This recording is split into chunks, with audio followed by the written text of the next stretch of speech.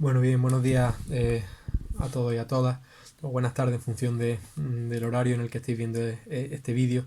Bueno, mi nombre es Antonio Santisteban Espejo, soy médico, soy especialista en hematología y hemoterapia y bueno, actualmente soy profesor en el Departamento de Medicina de la UCA, de la Universidad de Cádiz, y además pertenezco al grupo de Ingeniería de Tejidos del Departamento de Histología de la Universidad de Granada.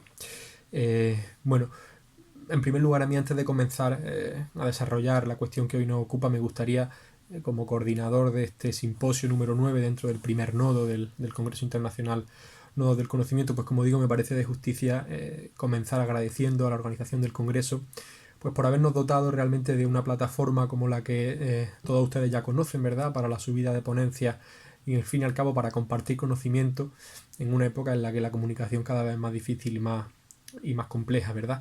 En ese sentido, pues me gustaría, como digo, comenzar agradeciendo por la facilidad de la plataforma y por haber tenido una predisposición continua a ayudarnos a los coordinadores y a los ponentes en esta labor de preparar y de compartir conocimiento.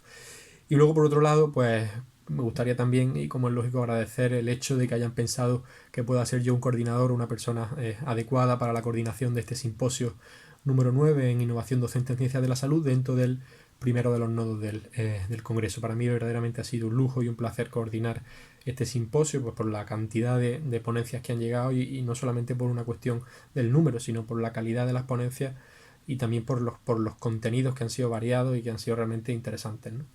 Bien, dicho esto, el tema que nos ocupa hoy, o el tema del que va a tratar esta conferencia, es la cuestión de cómo es posible o cómo podría llevarse a cabo la implementación de un programa docente a través de lo que, bueno, a partir del año 2003 se ha venido a llamar modelo de los conceptos umbral, ¿verdad? O marco pedagógico de los conceptos umbral, que es una idea o un marco pedagógico que proponen dos investigadores británicos, Meyer y Lang, a partir del año 2003, y cómo podría implantarse en un currículo universitario, que también podría ser susceptible de hacerse en la enseñanza media, pero fundamentalmente nos interesa a nivel universitario en ciencias de la salud.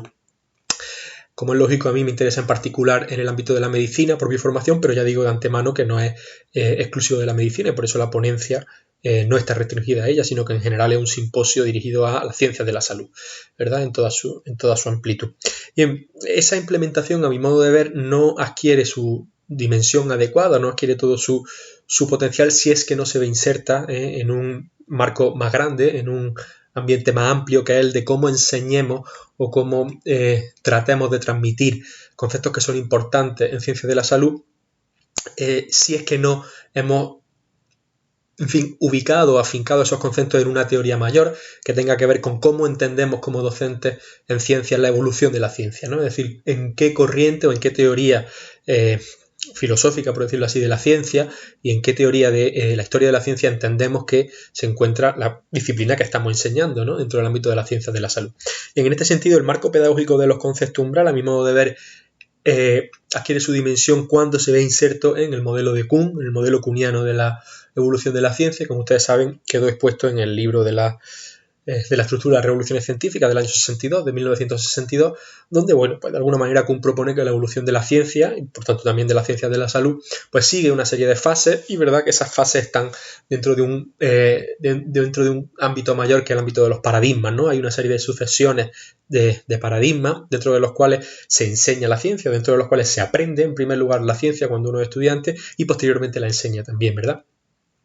Bien, por tanto, por eso titulado la ponencia o la conferencia Pedagogía de los conceptos umbral, el aprendizaje como transformación y como crítica de la ciencia. Es evidente que insertar un marco pedagógico dentro de una teoría de la evolución de la ciencia no tiene solamente como aplicación el que los estudiantes adquieran una serie de conceptos que son importantes, sino también que los critiquen. Es decir, ese aspecto de crítica es un derivado precisamente de elevar o de intentar elevar el marco pedagógico que estamos implementando en una teoría de la ciencia. Bien, por eso la ponencia se titula así, ¿verdad? Pedagogía de los conceptos umbral, el aprendizaje como transformación y como crítica de la ciencia.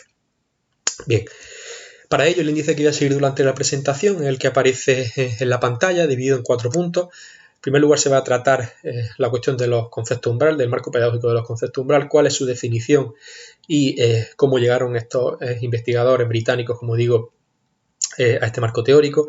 El punto segundo intenta ligar ese marco pedagógico a la teoría de Kuhn de la evolución de la ciencia, a la evolución según una serie de paradigmas, y por eso se llama así, concepto umbral y pensamiento crítico, la enseñanza de los paradigmas.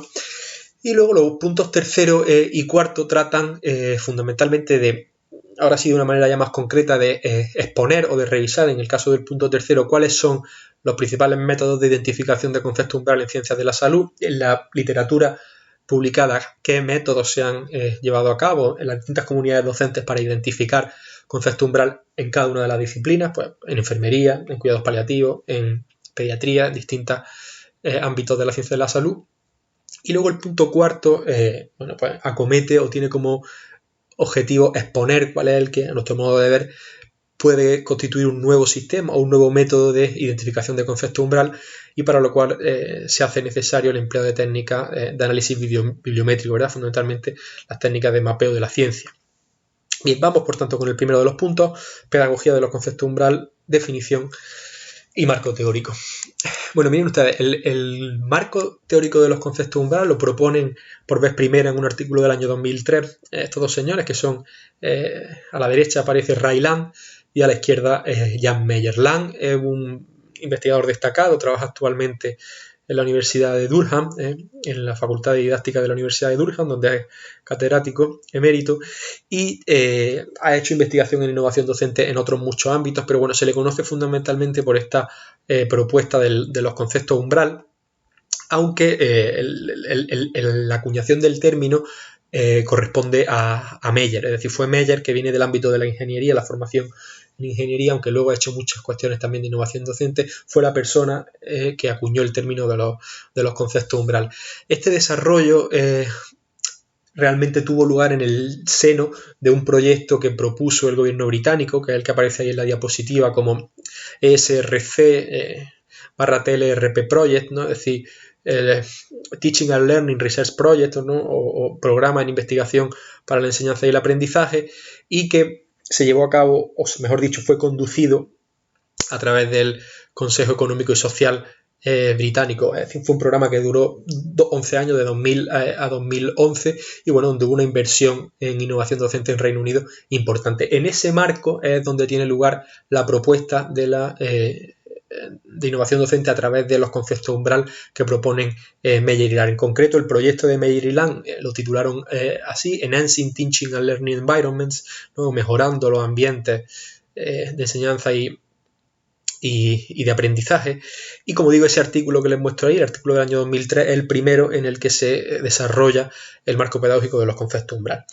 Bien, la idea esencial es que en ciertas disciplinas existen una serie de pasadizos, ¿verdad? o de puertas o de portales conceptuales que dan lugar al acceso a una forma de comprender esa disciplina que antes había estado restringido o que no había estado a disposición del alumnado. Es decir, que en ciertas disciplinas, como dicen ellos, existen portales conceptuales que dan lugar a un acceso previamente no transitado y que se experimenta normalmente como un acceso que es problemático. Dicen Meyer y Land que esa nueva forma de entender la disciplina pues da lugar no solamente a un reposicionamiento del sujeto frente a la disciplina, como el alumnado concibe y aprende esa disciplina, sino que puesto que hay un reposicionamiento del propio sujeto, pues da lugar, como dicen ellos, ¿verdad?, también a una transformación de la visión interna del sujeto, incluso del horizonte que tiene de sí el sujeto, o, escribe Meyer y Land, de la visión del mundo, ¿verdad?, de la visión del mundo que tiene la persona.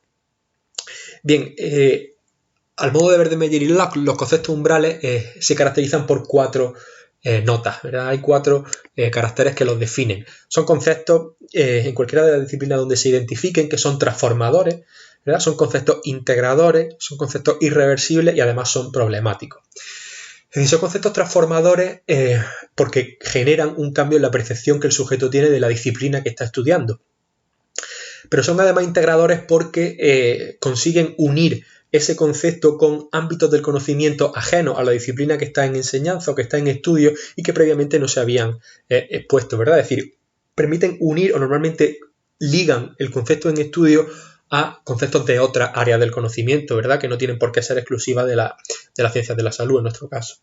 Y son además irreversibles porque su aprendizaje, una vez que se interiorizan, difícilmente es olvidado. Son conceptos que permanecen durante un tiempo, ¿verdad? Son conceptos que tienen una duración prolongada una vez que uno lo integra. Y luego son problemáticos porque precisamente esa transición entre la forma de concebir la disciplina que tiene el alumno o la alumna y el nuevo espacio docente que se abre tras ellos, se experimenta realmente como una experiencia docente que es compleja. Es decir, la adquisición de este tipo de conceptos no es un proceso sencillo, ¿verdad? O no suele ser un proceso sencillo.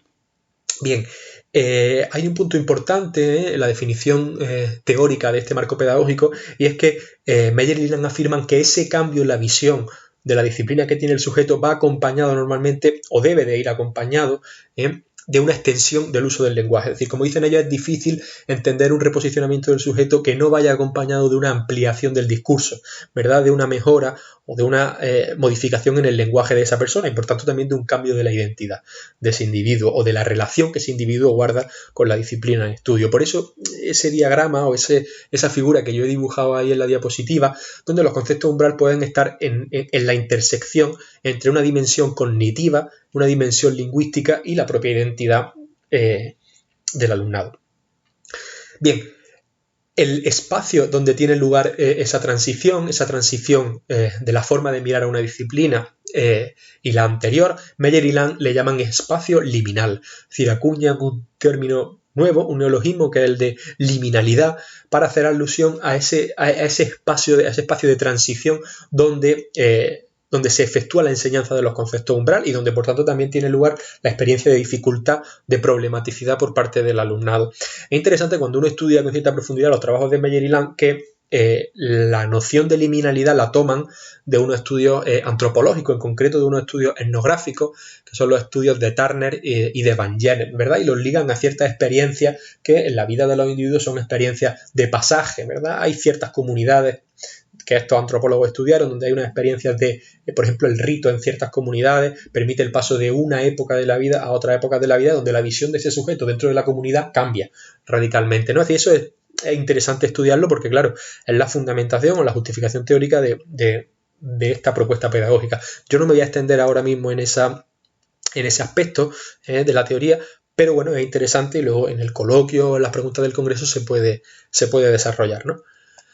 Bien, el marco docente de los conceptos umbral puede insertarse en lo que se denomina teoría del aprendizaje no directiva.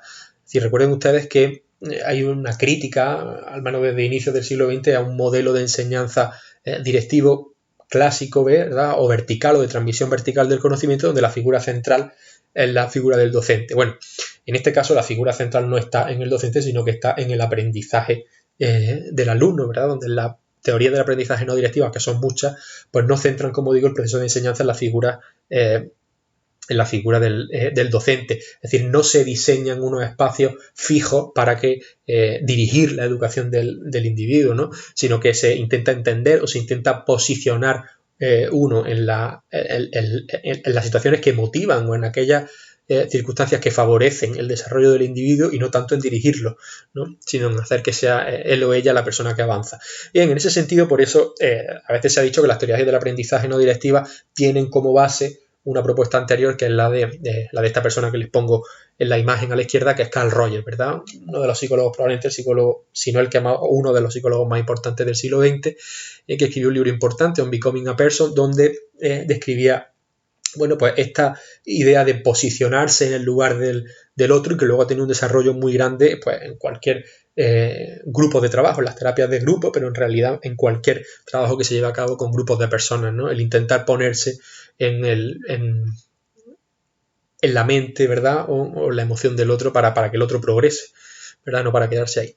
Bien, hay otra rama que Meyer y Land citan, otra teoría que Meyer y Land citan, que es la teoría de Schulman, de la pedagogía de la incertidumbre. Claro, si uno entiende que la evolución de una disciplina, en nuestro caso de cualquier ciencia de la salud, y eso es claro que es así, nosotros sabemos que es así, está sometida a un constante cambio, es decir, que uno aprende una serie de conceptos, pero que esos conceptos se están revisando de manera permanente en la literatura que se publica, pues claro, llega un punto en el que el aprendizaje se convierte en una cuestión de control de la incertidumbre, es decir, uno no acaba nunca el proceso de aprendizaje, uno no finaliza, jamás no da por completado el proceso de aprendizaje, sino que es un constante revisar lo aprendido, ¿verdad? Con lo cual se genera una cierta incertidumbre respecto a lo que uno sabe. Y esa sería la base de la pedagogía de la incertidumbre propuesta por Schulman en el 2005 y que también Meyer y Lang toman como base. Bien, en resumidas cuentas sería tratar de educar no en una cuestión rígida, sino de tratar de educar en una transformación del individuo, es decir, que el individuo transforme su relación tradicional con la disciplina. Luego eso tiene también consecuencias que podríamos decir así a nivel económico, a nivel de control de la educación, ¿no? Ese párrafo que yo les quería mostrar ahí es lo que Meyer y Lang quiere decir, ¿no? Y de cuando la educación se presenta como un proceso de transformación personal, pues es más difícil, incluso probablemente imposible, modificarlo. La transformación no se consume, ¿verdad? La enseñanza no es una cosa, o el aprendizaje que se tenga que consumir. La transformación no se consume, sino que se lleva a cabo. Esto rinde a uno mismo, al proceso, más fácil, mejor dicho, menos fácil de predecir, de estandarizar, de poner precio, de comparar, de monitorizar y de controlar. Es decir, que luego tiene también una serie de consecuencias a nivel de política educativa, ¿no? Bien, ese sería las notas distintivas de los conceptos umbral, cuáles son las características más importantes que definen un concepto umbral y cuál es el fundamento teórico, claro, que Meyer y Lang toman en sus trabajos para generar ese marco de los conceptos umbral. Bien, a mí me gustaría proponer que la enseñanza de los conceptos umbral, luego veremos qué forma hay de identificar esos conceptos o cómo se han identificado en cada una de las disciplinas para luego enseñarlos. Pero a mí me gustaría proponer que la enseñanza de esos conceptos en cada una de las disciplinas de la ciencia de la salud se tiene que ver inserta en un marco superior, se tiene que ver inserta en una forma que el docente o que la docente entienda de llevar a cabo y de vivir su propia ciencia. Es decir, cómo entiende uno que la ciencia que está estudiando se desarrolla, ¿no? Es decir, de esa manera el alumno tiene que también ver que aquello que está estudiando no es una cuestión estanca, fija, que ha permanecido durante el tiempo y que va a permanecer, sino que hay una cuestión o una suerte de evolución entre lo que uno está enseñando y lo que la gente está aprendiendo y cómo va a evolucionar. Es decir, hay que elevar el marco pedagógico, o mejor dicho, insertarlo en una teoría de la evolución de la ciencia. En ese sentido, yo creo que el marco de los conceptos umbral toma cuerpo cuando se ve inserto en la propuesta de Kuhn, ¿verdad? La propuesta de Thomas Kuhn. Kuhn, como saben ustedes, que era físico de formación, pues en el año 62 publica un libro que es La estructura de las revoluciones científicas, probablemente el libro más importante, o uno de los libros más citados de filosofía de la ciencia del siglo XX, y que ha dado pues lugar a numerosísimas crítica, a numerosísimos comentarios y, bueno, desde luego el éxito que ha tenido y que sigue teniendo es enorme, ¿no?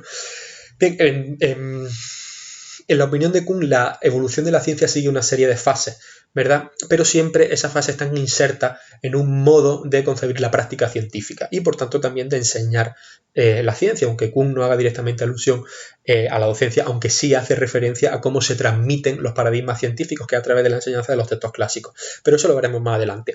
Lo que es cierto es que la evolución de una ciencia sigue una serie de fases y esas fases están dentro de un paradigma, de una forma de concebir la práctica científica y, por tanto, de concebir lo que se entiende como datos susceptibles de análisis y luego la interpretación posterior de esos datos también, la interpretación posterior de esos datos. Con lo cual, yo creo que al menos en estas 4 fases podemos adentrarnos para entender qué define Kuhn por paradigma, ¿verdad? O cómo entiende Kuhn el concepto de paradigma.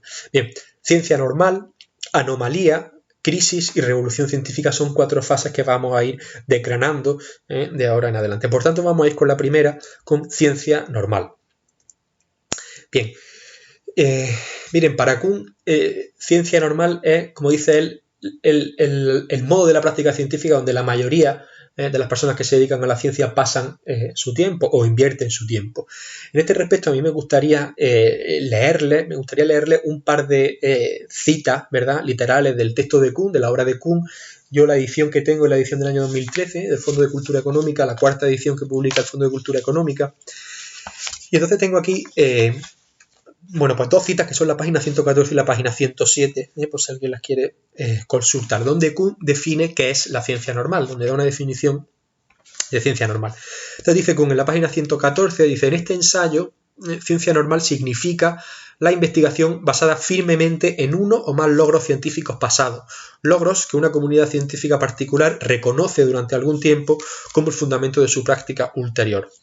Luego más adelante, ¿verdad?, continúa, dice, la ciencia normal, la actividad en la que la mayoría de los científicos emplean inevitablemente casi todo su tiempo, se asienta en el supuesto de que la comunidad científica sabe cómo es el mundo.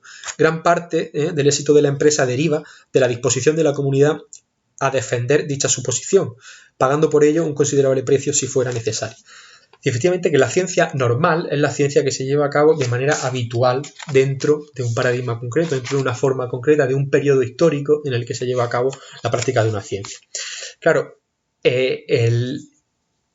la raíz de la que emana esa forma de practicar ciencia es la idea de que hay un fundamento que comparte la comunidad científica. Es decir, la noción de fundamento compartido es la que asienta o en la que se basa la idea de ciencia normal. Es decir, que la comunidad científica reconoce que sabe cómo es la parcela del mundo que está estudiando. Es decir, que hay un fundamento acerca de la comprensión del mundo que es compartido por la comunidad científica. Es decir, por ejemplo, piensen ustedes en, por ejemplo, en biología. Es decir, la biología del siglo XIX hasta el trabajo de Waller, de Frederick Waller, existía una corriente de pensamiento dominante que lo que afirmaba es que entre la materia viva y la materia no viva, entre la materia orgánica y la materia inorgánica, pues había una distinción, una diferencia que era insalvable, puesto que la materia orgánica estaba dominada por un principio vital, que llamaban ellos, ¿verdad?, por una fuerza vital, y por eso a la teoría se le llamaba vitalismo, que la distinguía de la otra, que la distinguía de la materia inorgánica, y entre ambas había un puente que, como digo, no era transitable.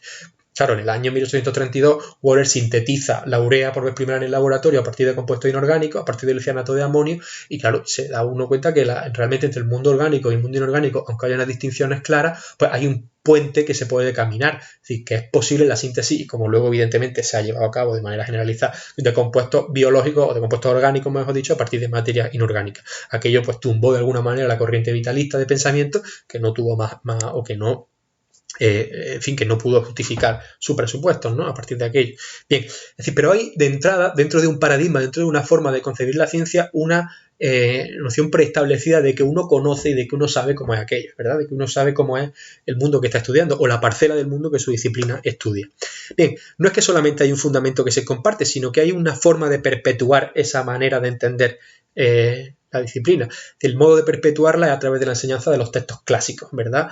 Hay unos pasajes de la obra de Kuhn donde efectivamente Kuhn escribe que existen hasta formas de hablar, es decir, se crean unas rúbricas que son tradicionales y que todos las hemos estudiado en alguna ocasión, ¿verdad? Y uno habla de la física aristotélica o uno habla de la astronomía ptolemaica, es decir, hay unas rúbricas que hacen alusión a una manera de pensar que está inserta en un paradigma. ¿Y cómo se perpetúa eso? Pues a través de la enseñanza de los textos clásicos, y que son textos donde la gente que lo ha escrito, que lo ha redactado, toma sus fuentes y bebe de las mismas fuentes. Bien, pero luego además tiene también consecuencias no solo en la forma de enseñanza, sino también en la puesta en práctica del método científico. Esto es interesante porque, claro, la forma de obtener los datos, de analizar los datos y de interpretar esos datos también se ve afectada por estar inserto en un paradigma de la ciencia. Es decir, no todos los datos son susceptibles de obtención, sino solamente aquellos que el método en cuestión permite, y luego las formas de analizar y de interpretar esos resultados también están determinadas por el paradigma. Bien, ¿de qué manera aquello se perpetúa o de qué manera se mantiene? Bueno, como he leído en el pasaje de la obra de Kuhn, en la cita anterior, existe un compromiso de defensa, ¿verdad?, que cohesiona a la comunidad científica en cuestión y que permite el avance de ese paradigma. De ahí la idea de el compromiso de defensa dentro de la comunidad científica para perpetuar los paradigmas. Bien, claro, si esto es así, realmente la cuestión que uno tiene que plantear es en qué medida puede surgir un conocimiento novedoso en ciencia. Es decir, ¿cómo es posible si hay hay unas relaciones que permiten una actitud de defensa del paradigma o que tienen como objetivo la defensa y el mantenimiento de ese paradigma? ¿En qué medida aparece conocimiento original o novedoso en una ciencia? Bueno, esa es la idea de la anomalía, ¿verdad? El término anomalía, el concepto de anomalía de Kuhn, y que tiene que ver con la idea de entender los problemas de la ciencia y la actividad científica como una solución de rompecabezas, ¿verdad? En este punto es interesante recordar que problema científico es para Kuhn un hecho particular. No todo se entiende como problema científico dentro de un paradigma de la ciencia. Es decir, se entiende como problema científico aquel que satisface con una serie de criterios. Es decir, que es susceptible de analizarse a través de los métodos que uno dispone, y además que los datos que aporta son datos que no desarticulan el paradigma dominante. Es decir, como dice Kuhn, él, como era físico, por ejemplo, haciendo alusión a la medición de las longitudes de onda en su época, pues prácticamente el resultado se conoce con un margen de error que puede ser mayor o menor, pero que normalmente es mínimo, ¿verdad? Pero el resultado que uno tiene al final es un resultado que no va a desarticular la forma de pensar anterior. De hecho, uno lo que sabe es que va a obtener un resultado, es decir, no cabe la opción de no obtener un resultado. Por eso es la idea de la solución de rompecabezas. Los problemas de la ciencia son problemas como los rompecabezas. Uno coge un cubo de Rubik y sabe que tiene muchas formas de afrontar el cubo de Rubik, que es otra de las características de los problemas de la ciencia, que pueden aproximarse a través de métodos distintos, ¿verdad? Yo sé que tengo 15.000 formas de darle al final término al cubo de Rubik, pero lo que yo tengo claro es que el cubo de Rubik tiene una solución. Es decir, no me cabe la opción de que el cubo de Rubik no se finalice, ¿verdad? Esa opción es obligatoria. Bueno, claro, sucede una cosa, y es que si aparece un resultado que no está explicado en los términos del paradigma dominante, no se interpreta como una irregularidad de la naturaleza, sino que se interpreta como una impericia, como un hecho que demuestra la incapacidad del científico en la aplicación del método. Esto es fundamental porque es una forma de excluir a los resultados originales, ¿verdad? Por eso dice Kuhn en el libro que hay que tener cuidado con los paradigmas, porque los paradigmas pueden tener una función social negativa, ¿verdad? Es decir, los paradigmas pueden llegar a aislar a la comunidad científica de los problemas socialmente relevantes de tal manera que interesen solamente una cuestión de una serie de problemas, ¿verdad? Por eso, si uno interpreta la irregularidad de los resultados no como una discordancia con lo que uno está estudiando, sino como una falla del científico o de la científica, pues claro, uno puede estar aislando una serie de verdades porque no llega a entenderla o a poder explicarla, ¿verdad? Esa es la idea de la ciencia como una solución de rompecabezas, que es importante. Claro, llega un punto en el cual la anomalía no es susceptible de explicación a través de los métodos habituales. En ese punto tiene lugar en la teoría de Kuhn el establecimiento de una crisis, ¿verdad? De una crisis científica. Es decir, crisis científica es aquella anomalía que no es susceptible de explicación en los términos del paradigma dominante. Lo interesante es ver cómo aparecen esas crisis, que esto es una originalidad y una genialidad de Kuhn, ¿verdad? Bueno, miren, es fundamental para concebir la aparición de crisis y posteriormente la de una revolución científica entender la idea de la resistencia del paradigma. Es decir, cuando aparece una anomalía, lo cierto es que cuando hay un resultado original y un resultado importante, los grupos de investigación se centran en ese resultado, ¿verdad? Y hay grupos de investigación en puntos diferentes, ¿verdad? En latitudes diferentes, que se centran y que centran su trabajo y focalizan su trabajo en ese hecho nuevo, en ese hecho novedoso, e intentan darle una explicación. Bueno, hasta tal punto llega la profundidad de los trabajos, en opinión de Kuhn, que llega un punto en el cual es obligatorio, ¿verdad? Y es requisito indispensable descender a cuestiones de fundamentación, ¿verdad? Y ya habíamos visto antes, y aquí está la clave, que la idea de paradigma emana de la idea de un fundamento compartido acerca de la comprensión del mundo. Es decir, la propia ciencia se ha dotado, en términos kuhnianos, de un método para resistir al cambio, que es un método que además permite el cambio. Es decir, esa es la idea de la resistencia del paradigma. Por eso dice Kuhn que el mejor garante de la aparición cíclica de crisis es el propio método científico. Es decir, la anomalía, dice Kuhn, el párrafo es esencial, dice: la anomalía solo aparece tras el trasfondo suministrado por el paradigma. Incluso la oposición al cambio tiene una función. Al asegurar que el paradigma no se rinda con demasiada facilidad, la oposición garantiza que los científicos no se distraigan con cualquier cosa y que las anomalías que lleven al cambio de paradigma hayan de penetrar hasta el núcleo del conocimiento.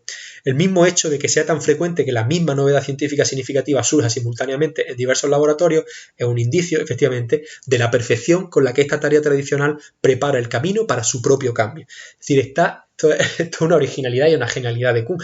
Y está inserto en el propio método científico la garantía de que haya una serie de cambios, ¿verdad? Una sucesión de paradigmas. Bien, esa es la idea de resistencia del paradigma y, consecuentemente, la aparición de una revolución científica. Bien, los nuevos paradigmas, ¿por qué son capaces de guiar a la comunidad científica? Pues por tres notas fundamentales. Primero, porque son atractivos, tienen la capacidad de atraer a la comunidad científica por una sencilla razón, y es que a los problemas que antes se daba una explicación con el paradigma anterior, dan una explicación mejor, y a los nuevos problemas dan explicación que el método previo no daba. Y son formas de ver la disciplina atractivas. Son además precisos, como acabo de definir, en ese sentido, y luego tienen también una nota de apertura, es decir, dejan abierto un nuevo ámbito de conocimiento que está inexplorado y que evidentemente atrae a la comunidad. Bien, es interesante, claro, conocer o intentar conocer el estado de una ciencia de manera anterior al establecimiento de una crisis, de una revolución en ciencia, si es que es posible. Es decir, esto es una reflexión, a modo de reflexión, es decir, es susceptible de alguna manera medir qué caracteres definen a un estado previo, a un estadio anterior a una crisis en ciencia y a una revolución científica, por tanto. Bueno, sería un trabajo interesante intentar estudiar en la documentación qué es lo que sucede, ¿no? Bien, esta diapositiva tiene como objetivo efectivamente ligar el marco de los conceptos umbral con el modelo teórico, con la teoría de la evolución de la ciencia de Kuhn. Claro, si uno propone enseñar o tratar de transmitir una serie de conceptos que son transformadores, que son irreversibles, que son integradores y que son problemáticos, esos conceptos realmente son conceptos que tienen en la disciplina una importancia fundamental. Y piensen ustedes, por ejemplo, el concepto de homeostasis en fisiología. No es difícil en fisiología avanzar o estudiar fisiología si uno no tiene el concepto de homeostasis como un concepto de equilibrio inestable en la mente, ¿no? Es difícil entender que hay un equilibrio inestable en el organismo, que es la idea de la homeostasis, que permite a los sistemas regularse y alcanzar finalmente un equilibrio, pero que es un equilibrio que no es estático, sino que es dinámico, que se va modificando, ¿verdad? Por tanto, aplicar o tratar de transmitir los conceptos umbral, lo que Meyer y Land llaman concepto umbral, dentro de una teoría científica mayor, que es la teoría de la evolución de la ciencia de Kuhn, tiene dos resultados fundamentalmente. Uno que yo he llamado retrospectivo y otro que es prospectivo. Porque claro, no es cuestión solo de transmitir conceptos fundamentales para la disciplina, no es cuestión solo de que el alumnado entienda qué es la homeostasis para poder avanzar en la disciplina. O sea, no es solamente una cuestión retrospectiva, no es que el alumnado aprenda el concepto de homeostasis, que es un concepto de su propia disciplina, para poder aquilatar los conceptos de esa disciplina, para poder avanzar. Es una idea también prospectiva, no de aprender lo que ya está dado, sino también de criticarlo. Y cuando uno aprende los conceptos esenciales, probablemente si es capaz de criticarlo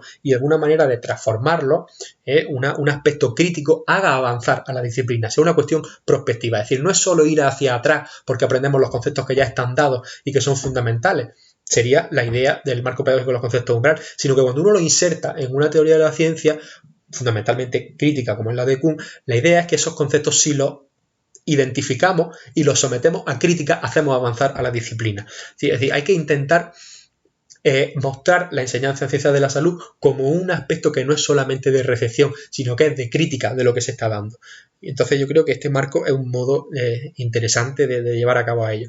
Con lo cual llega uno a un punto, y es que el problema de la enseñanza de los conceptos umbral se transforma en un problema de identificación de los conceptos umbral. Es decir, ¿cómo es posible identificar conceptos umbral? Bien, en este sentido vamos a pasar al punto tercero, los principales métodos de identificación de conceptos umbral en ciencias de la salud. Bien, la identificación de concepto umbral en ciencias de la salud se lleva fundamentalmente a cabo a través de metodología cualitativa.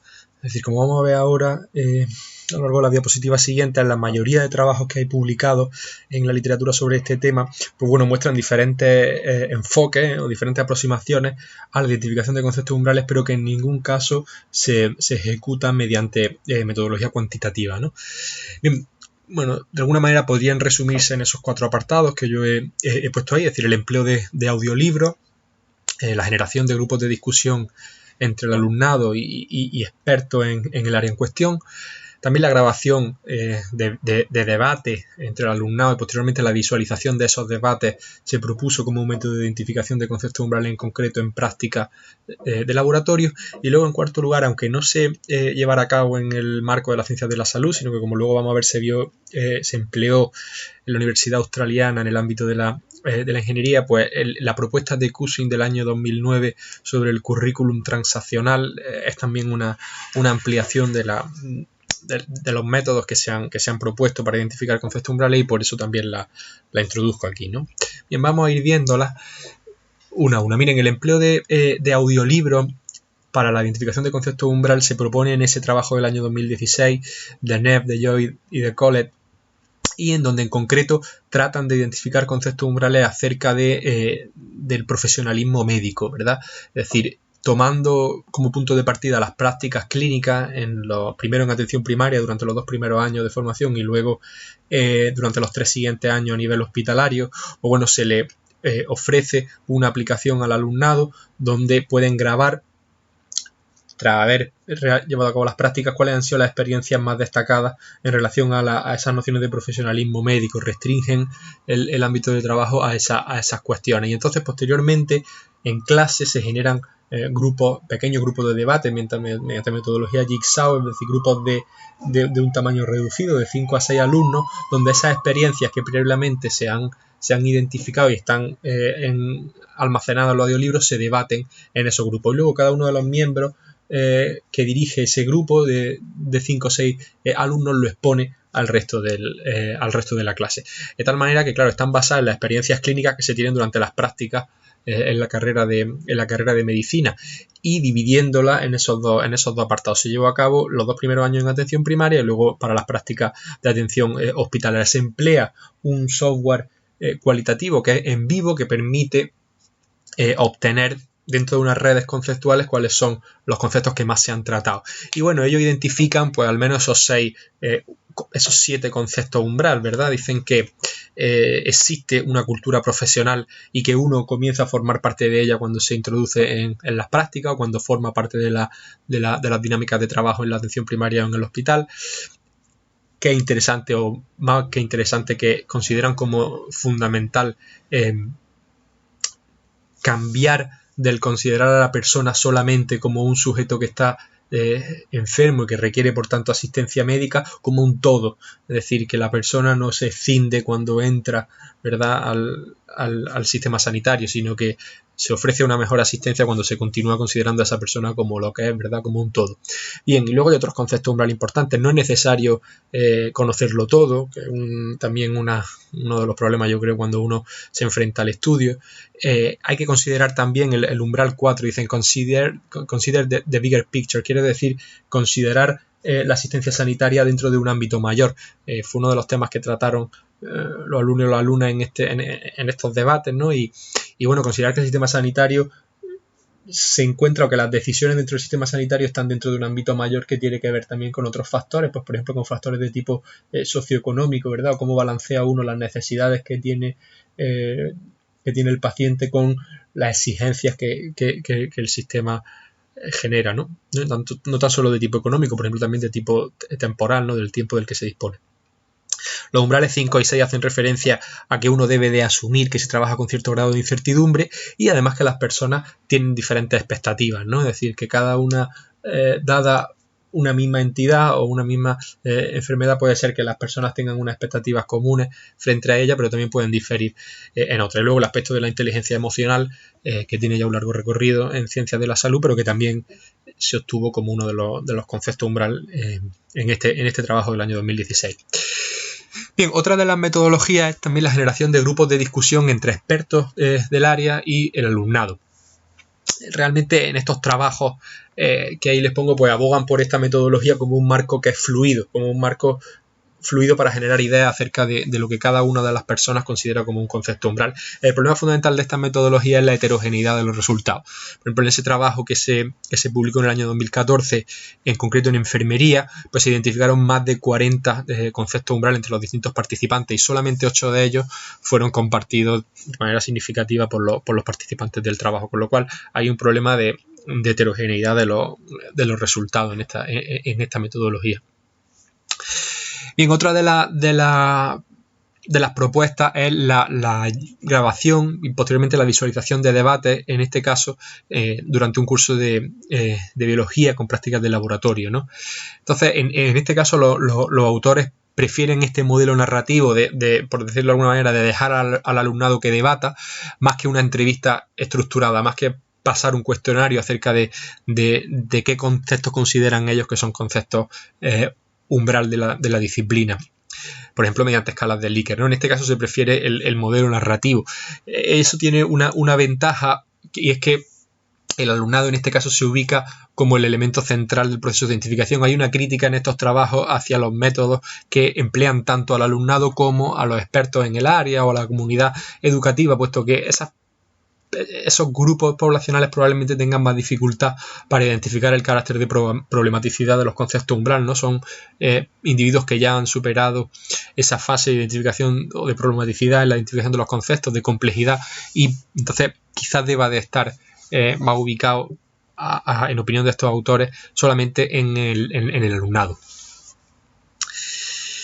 Bien, esta es la propuesta del currículum transaccional de Cushing, que se llevó a cabo en Australia y, como digo, se empleó en ingeniería, no en ciencias de la salud, pero bueno, la idea de mostrarlo aquí o de no olvidarlo es que extienden los grupos susceptibles de contribuir en la identificación de conceptos umbral no solamente al alumnado ni a la comunidad docente, sino también a los profesionales de ese ámbito, a los profesionales de esa disciplina.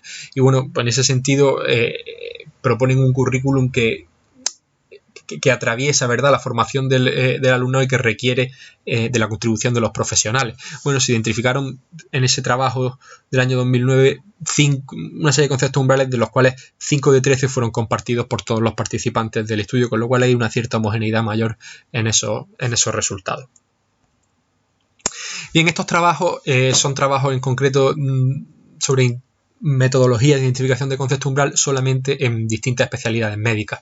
El primer trabajo del año 2016 de Vaughan, en el que se introduce la noción de concepto umbral vocacional y tiene que ver con una experiencia llevada a cabo en los centros de salud, en medicina de familia, a través también de metodología cualitativa, como en los estudios siguientes. El trabajo del año 2018 de Randall se lleva a cabo mediante grupos de discusión en prácticas de pediatría, y entonces identifican una serie de conceptos umbrales, como por ejemplo que ser inteligente no es suficiente, ¿no? La inteligencia no lo es todo, o esto va del paciente, ¿no? It's about the patient, o que la medicina no es blanco ni es negro, evidentemente, sino que en la mayoría de los casos es gris, ¿no?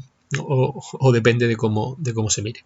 Y luego hay un trabajo más reciente del año 2019 donde los alumnos y las alumnas debaten acerca de las experiencias más significativas que han tenido en las prácticas en cuidados paliativos, y entonces identifican una serie de conceptos como son el de emotional engagement, es decir, el compromiso emocional, el manejo de la comunicación, el cuidado personalizado, la acción inactiva también, o active ination, y luego la aceptación de un grado de incertidumbre en el manejo de los pacientes en cuidados paliativos. Es un trabajo del año 2019. Bien, después de ese repaso por la literatura, vamos a pasar al punto cuarto, donde, como dije al inicio, pues me gustaría exponer o mostrar cuál sería la idea que estamos trabajando actualmente para identificar conceptos umbral en nuestro grupo de trabajo. Miren, este es un artículo que publicamos hace relativamente poco, a mediados de este año, en la revista Medical Hypothesis, que titulamos de esta manera: The Challenge of Discovering the Threshold Concepts of Medical Research Areas a Bibliometric Based Approach, es decir, el desafío de descubrir los conceptos umbral en la investigación en medicina, una aproximación basada en la bibliometría. A nuestro modo de ver, el problema esencial del que adolecen los trabajos hasta ahora en este ámbito es que no son metodologías que sean reproducibles, y es decir, la heterogeneidad en los resultados que se obtienen es una heterogeneidad elevada, de tal manera que es necesario desarrollar de algún modo métodos de identificación de conceptos umbral que sean reproducibles y que se lleven a cabo mediante metodología cuantitativa.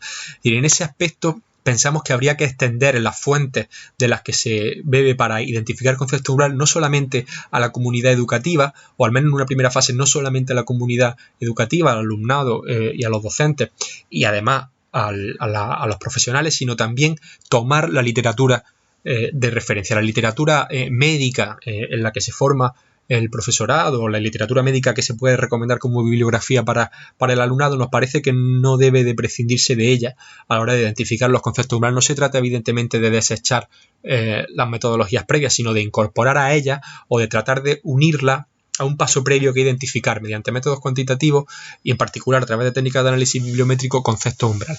En ese sentido, los software de análisis bibliométrico nos parecen una herramienta útil realmente por varias razones. En primer lugar, porque permiten analizar volúmenes de datos elevados.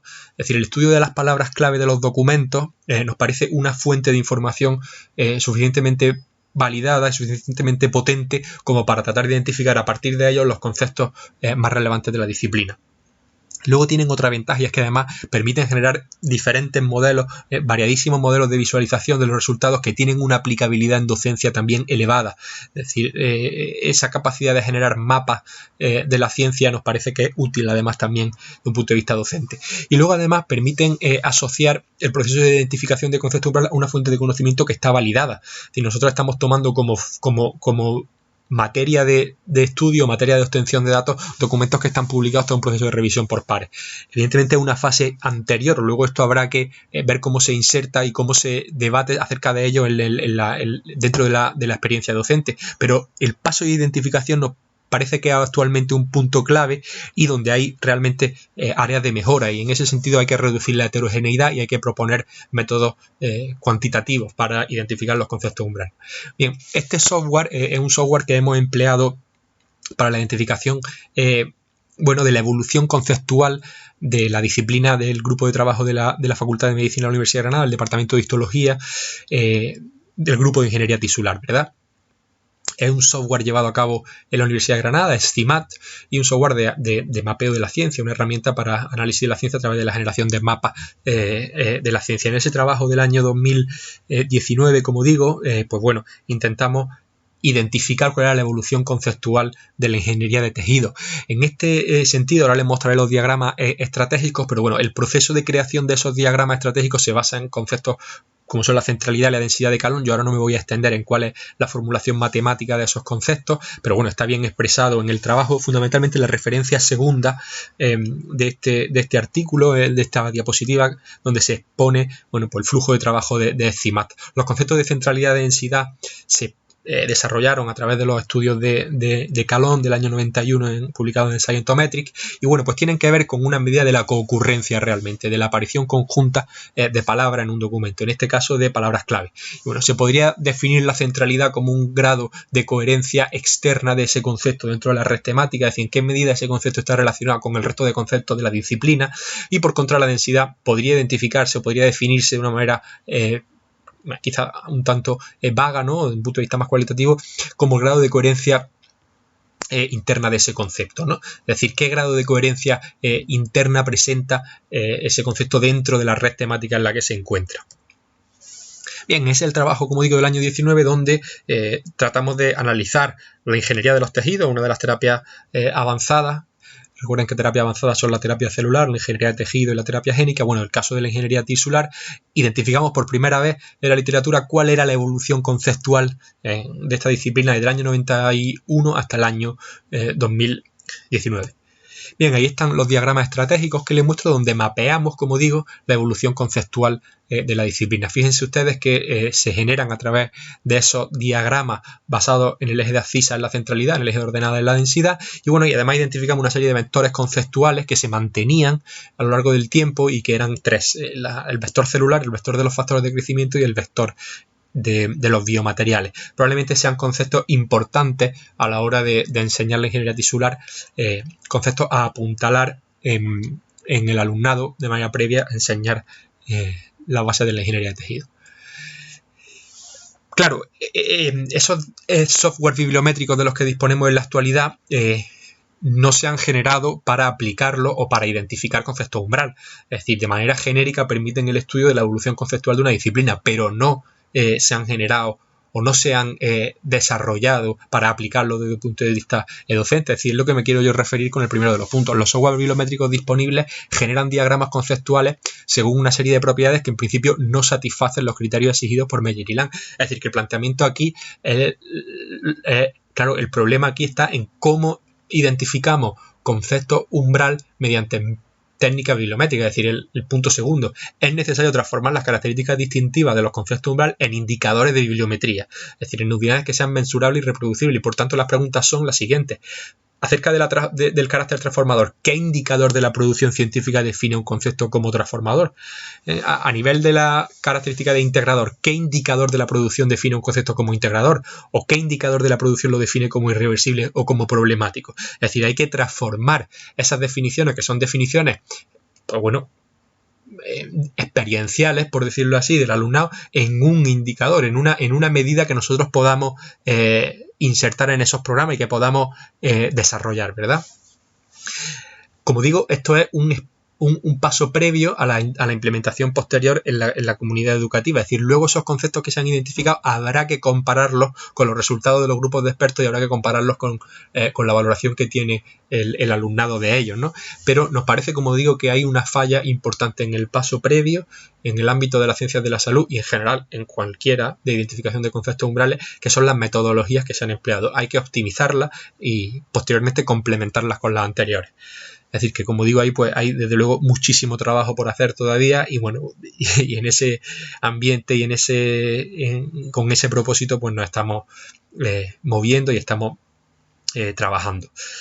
Evidentemente son trabajos que requieren de una aproximación multidisciplinar, hace falta profesionales que estén formados en pedagogía, hacen falta profesionales del mundo de la informática, profesionales del mundo de la bibliometría y luego profesionales del mundo de las ciencias de la salud. Es decir, que como digo, nos encontramos en un ámbito en que se requiere la integración de profesionales de distintas áreas, ¿no?